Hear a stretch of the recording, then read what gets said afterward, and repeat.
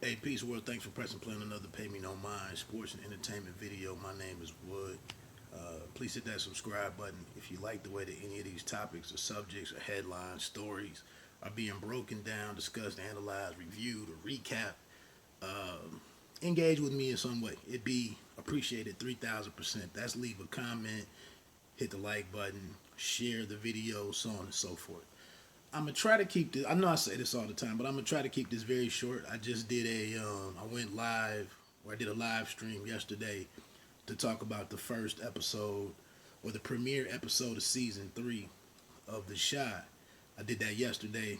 That's on the playlist. So I don't want to go back through everything on there, but one thing that I came away with, one of my takeaways, I was wondering where Barton Fitzpatrick was Reg from The Shot. And I do. They show it in the recap before the episode, the premiere starts. They show you where Reg was gunned down, and I remember the incident or the events that led to him, being gunned down.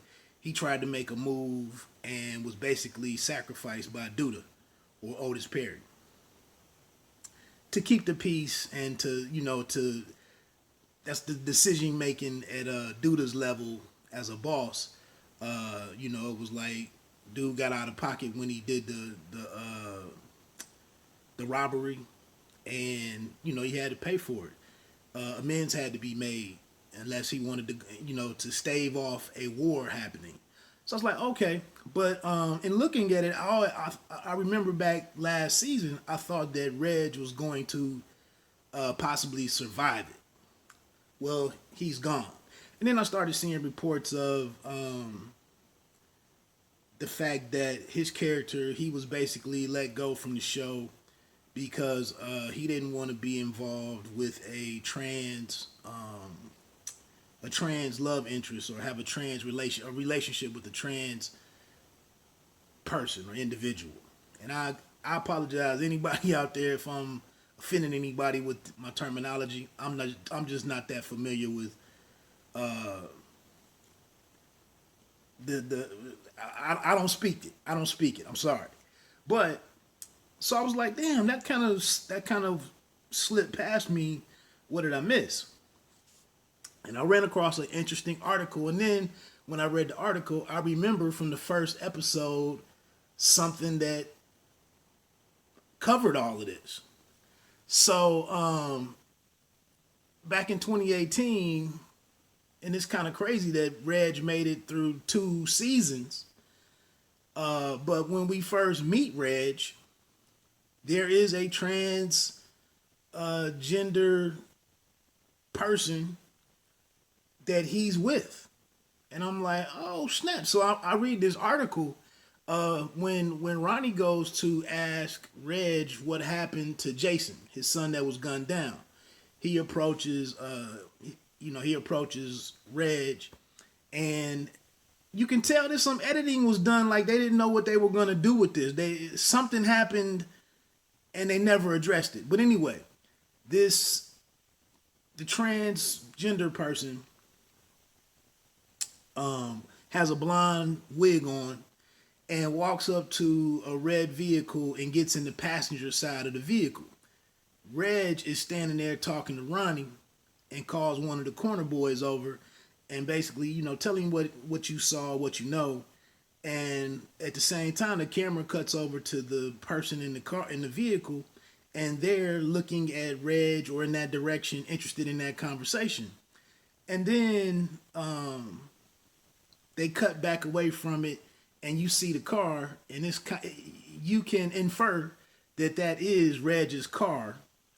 It's an old school. I can't remember what make and model exactly, but it's his car, and the fact that the individual got in the passenger seat lets you know they're waiting on Reg. So then, after Reg tells Ronnie the way that he was quick with and short about everything. Do what you do, but don't f up our stuff. And I'm out of here. So Ronnie walks off, and then Reg stands there for a minute and kind of like looks over in that direction at his passenger, and then he starts walking over towards the car, but they don't really show it like he's like that's what he's doing. But you can infer all of this. So here it is. Reg was riding around or going somewhere with this transgender individual. So what would they be doing? So that's this relationship was already kind of shown, but they just did it so ambiguously that I forgot all about it. But until I read this article, which was from 2018, and that's what the article was about. That I'm sitting here kind of processing what's going on with the marriage of Nina and Dre, Kevin and Keisha's mom, and Dre. But they've already addressed this, so to speak. So with that said, like I said in my live stream, some of the stuff that's going on the Shy kind of makes me, it gives new context to what No Name, I'm sorry, is talking about with J. Cole. And it's kind of touching on some other things that I notice in social media and here on YouTube. And the fact is that, and this goes to the whole BLM situation, Black Lives Matter, and if you, some of the underpinnings of that movement, the branded movement, and all of this stuff is just messy, is what I'm getting at. But I'm seeing like men feel like they're under attack. I see a ton of content out here that is mostly black men only really dealing with black men issues. And then something like this is kind of showing us, this is just kind of awkward to me, but black men we're sitting here talking about black power, black excellence, black empowerment, black pride, rebel, militant, all these things, but not so much really concerned about anybody else coming along with any of that rise and that any advances in those areas. And that's what I'm seeing over the last week and a half or so. I've started to see more, the rainbow colored stuff, and then more all lives matter messaging with the rainbow colors added to it. And then I'm seeing like articles about the LGBTQ community needs to be ushered in this ongoing movement. And I'm not really on here to say, this is just what I'm observing. And I guess what I'm saying is, part of this whole ongoing situation was like white people could not be silent on racism, prejudice, discrimination, so on and so forth. Like you have to now be anti-racism, and it's like that's the expectation and what's being called for on in that regard. But now, along with that, how open-minded are black men going to be in supporting these other movements? And are we going to be silent on those matters? And I think, listening to some different comments, seeing some different comments on some of these videos, seeing some of the videos, you really get the sense of, that's an area that's going to require some work. There's still a lot of work to be done there. And I'm not really saying that while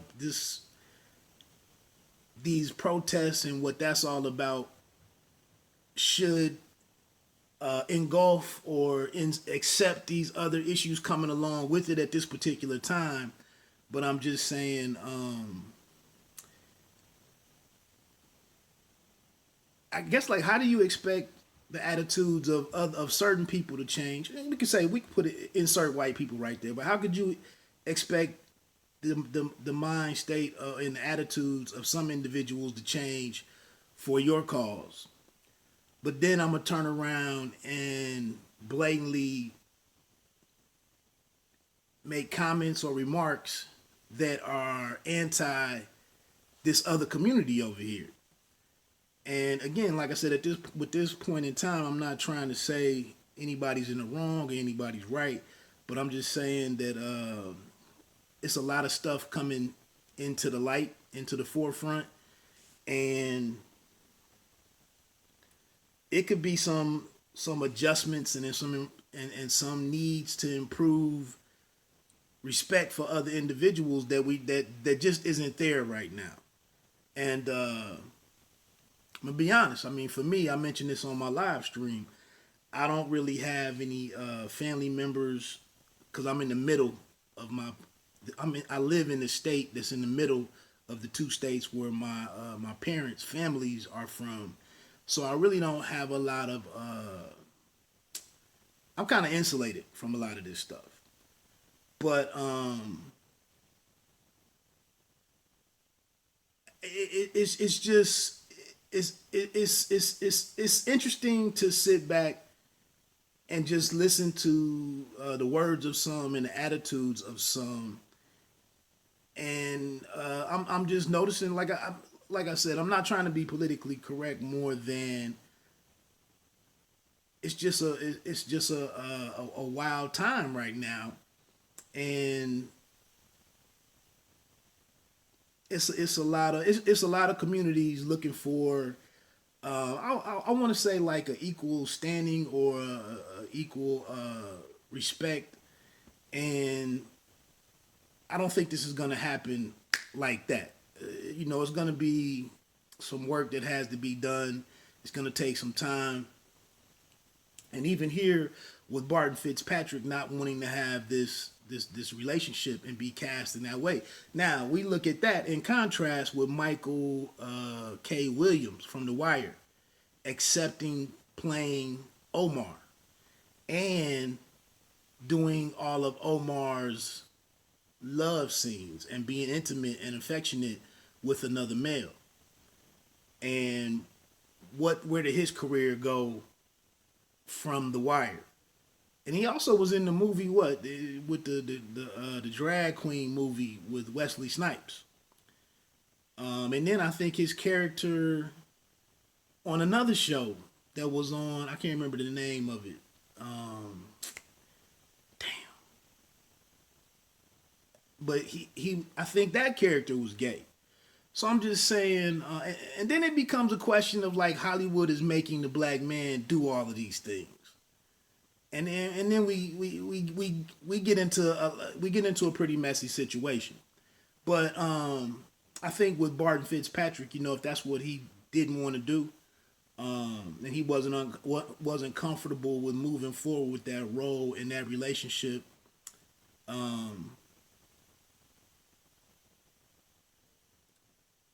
I've heard him in interviews since then. And I don't think, but I've heard him and seen him on maybe the Breakfast Club, but they never really delved into this issue right here. So again, this video has gone too long now. I was trying to stay under 7 minutes, but it's just interesting that this story was there all along and it kind of went unaddressed. So like I said, my name is Wood. You don't have to be great to start, but you have to start to be great.